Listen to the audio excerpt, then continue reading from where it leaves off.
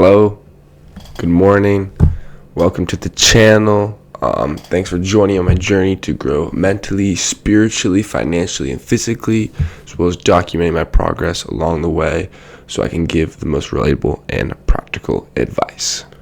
Alright, so today we're going back to Rich Dad Poor Dad. We're going to be doing chapters 5 through 7 in this video here, and I want to apologize because I'm making these videos on Rich Dad Poor Dad, and I think I've been including a little bit too much stuff that's really not important.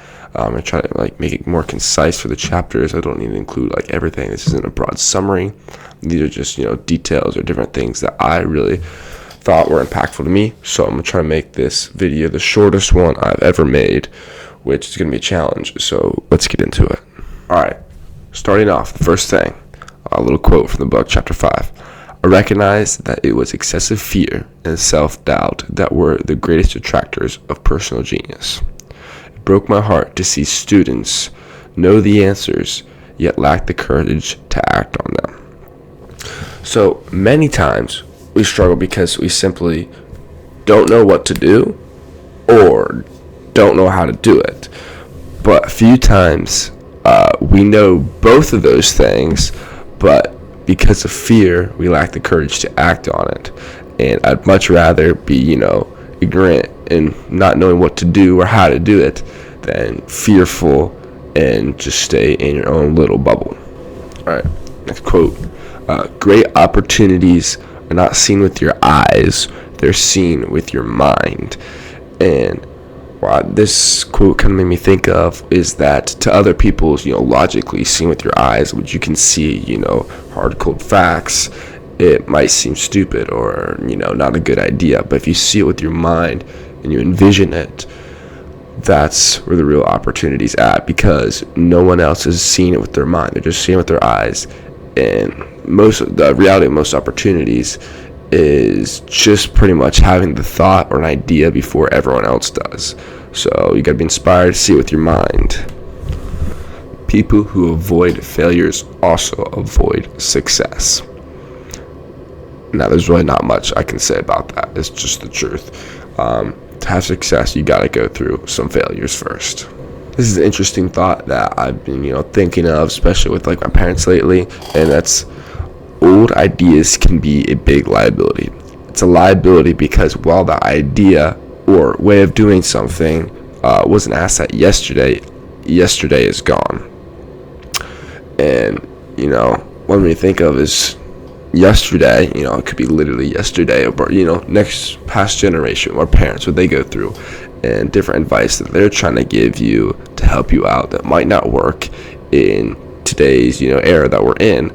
Also, it could work, but then by working, it makes you turn out like them. Because, if you want to get what they have, then do what they do. So if your parents are great, then do that. But if not, don't follow all their advice. You should definitely listen to your parents in some things. Most things, I should say. But if you want to change your life from how theirs are, then kind of be selective in that. Okay, so this is one of the questions at the end of chapter 5, and it is, how are you planting seeds in your asset column? And so I was thinking of is one of the big things is by learning how to make these videos, and as well as learning different people's skills and talking. Something that kind of paid off recently is I did a video for one of my classes, composition, and this was a video presentation, and it worked great because I knew how to edit and be on camera. So it was really great, and it was nice to see some work paying off. Okay, so now we're going into chapter 6. For some reason, I didn't find very much interesting in this chapter except for this one analogy that I really liked. He says, life is much like going to the gym, which I obviously like because I'm a big gym goer. And he says, the most painful part is deciding to go. And that's pretty much the truth for everything. I've really been on this quest for knowledge, and then it's great, but then once you know what to do, it's the actual hard part is deciding to do it. So that's something I've been kind of wrestling with lately is you just got to get up and do it. I've been kind of getting over it with these videos because it's hard. This is It's a long story, but it's Saturday morning, which I normally don't like to record on the weekend. I prefer to get it done on the week and then edit kind of on the weekend. But I woke up early Saturday morning to get this video done, and it's not fun, but you just got to decide to do it and get her done. Okay, so chapter 7 was about, overcoming different emotional or other type of obstacles that you might have. And a big part of it was, fear or worry. So here's some kind of, like quotes, I guess, from it that kind of, flow together and add on each other. So the first one is that really stood out to me was the primary difference between a rich person and a poor person is how they manage fear. And then you're just like, oh, so which one do you want to be, a rich person or a poor person? And how would a rich person manage fear?